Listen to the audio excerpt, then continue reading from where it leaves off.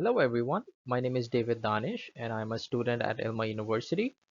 Special thanks to our instructor Sir Hassan for allowing us this opportunity to expand our knowledge and presentation skills. Today I'll be presenting an analysis of Apple's supply chain, specifically focusing on supplier selection, single source, dependency, and ethical sourcing challenges. We will start with a brief company background, then map Apple's top supplier categories using the Kraljic Matrix. From there, we will deep dive into the TSMC, which is Taiwan Semiconductor Manufacturing Company. We will deep dive into the single source risk of this company. Then we will examine Apple's supplier code of conduct and audit enforcement. And then we will analyze the conflict minerals compliance, which was recently exposed by a lawsuit by the DRC. And finally, we will assess China's dependency versus diversification efforts, and we will conclude with recommendations. Let's look at Apple at a glance. Apple was founded in 1976 and is headquartered in Cupertino, California, with a market capitalization exceeding $3 trillion dollars and an annual revenue of over $400 billion. Dollars. Apple is one of the largest companies in the world. Its portfolio includes the iPhone, Mac, iPad, Apple Watch, and AirPods. Behind these products is a supply chain of approximately 200 final assembly sites and thousands of component suppliers across dozens of countries. This scale is why Apple's supply chain is one of the most studied in the world. This slide shows Apple's top 10 supplier categories by estimated spend. You will notice that number one ranks semiconductors. Basically, this is representing 18 to 22% of Apple's total procurement spend. Key suppliers in this category include TSMC for advanced nodes and Samsung for some older generation chips. And second thing is display panels. So they come from Samsung, LG, and BOE. So next we have memory from SK Hynix and Micron.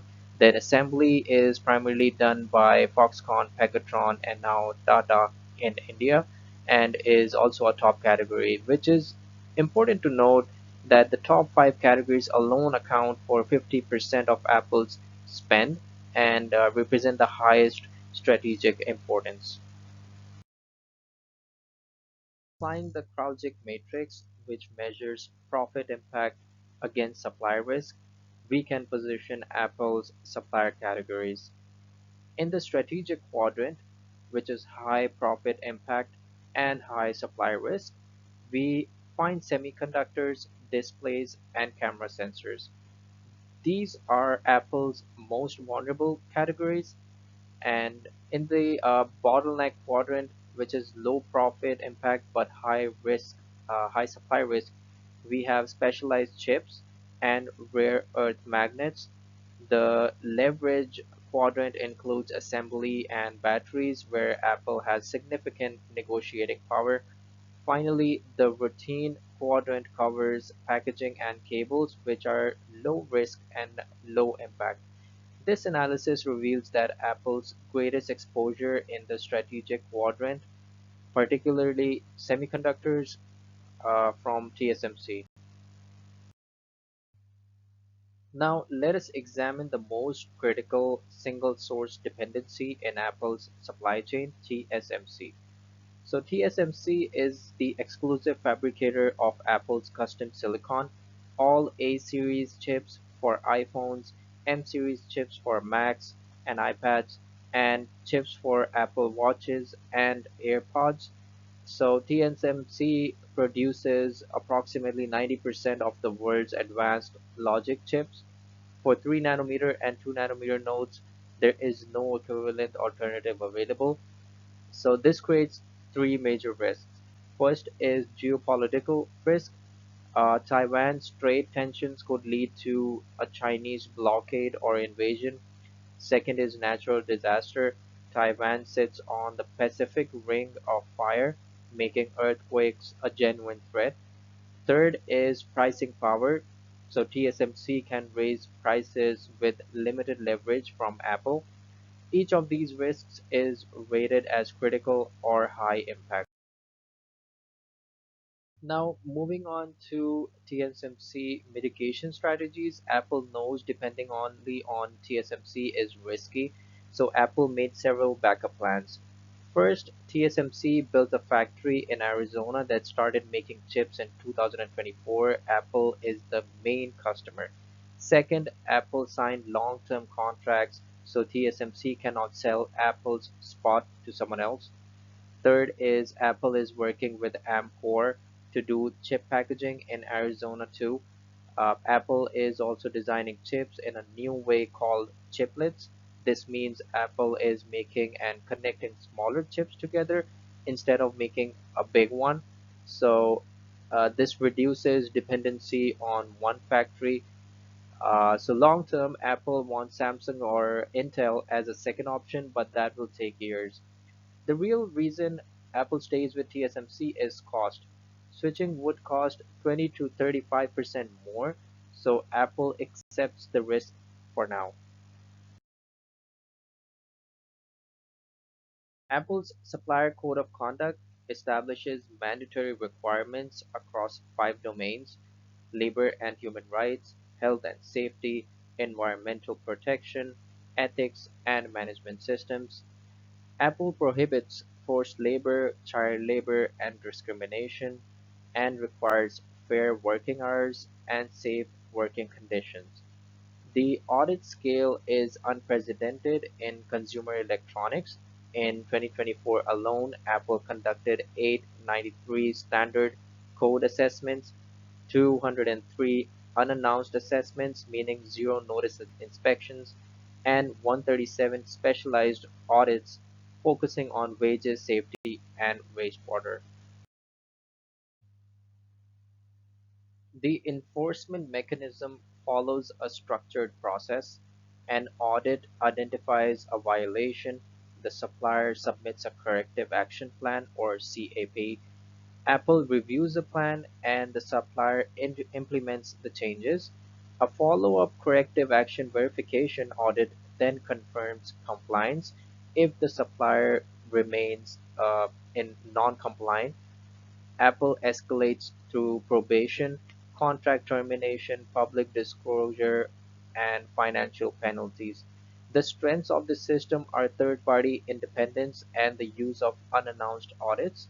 However, the weakness is sub-tier visibility. Apple primarily audits direct suppliers, and visibility into lower-tier suppliers, especially in mineral extraction, remains limited. This gap becomes critical in the conflict minerals discussion.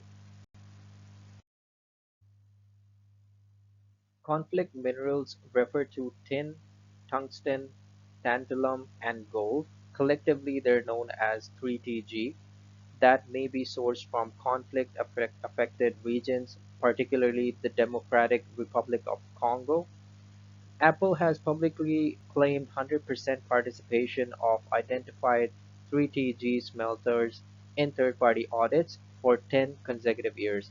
However, in December 2024, the DRC government filed criminal complaints against Apple in Belgium and France, alleging that Apple's supply chain include minerals smuggled from conflict zones through Rwanda, which is a neighboring country of the DRC.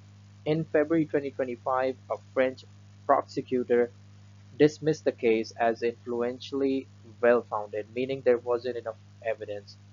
But in January 2025, Belgium opened a criminal probe and appointed an investigative judge. A factory can have perfect paperwork and still be receiving minerals smuggled from a war zone. This is the compliance gap that Apple and the entire electronics industry must fix. Despite years of diversification, China remains Apple's manufacturing heartland. Over 80% of Apple's 4 suppliers have operations in China. Half of those China-based suppliers are concentrated in Jiangsu province alone. Approximately 85 to 90% of iPhone final assembly still occurs in China, primarily at Foxconn Jiangsu and Pegatron Shanghai. For MacBooks, the figure is about 95%. The drivers for diversification are well known: US-China trade wars, COVID-19 lockdowns that severely disrupted production in 2022 and 2023, and broader geopolitical decoupling pressures from the US government. However, as we will see on the next slide, actually diversification is proceeding slowly. Apple has launched a three-pronged diversification strategy. First is India. Apple is now assembling approximately 10 to 15% of iPhones in India through Tata Electronics and Foxconn, with a target of 25% by 2027. Second is Vietnam. AirPods, MacBooks, and Apple Watch assembly have been shifted significantly to Vietnam, leveraging lower cost of labors and proximity to China. Third is the United States. Apple announced a $600 billion American manufacturing program over 4 years with a near-term $100 billion investment, creating 20,000 US jobs. Key US partners include Corning for Gorilla Glass, MP Materials for rare earth magnets, TSMC for chips, and Amkor for chip packaging.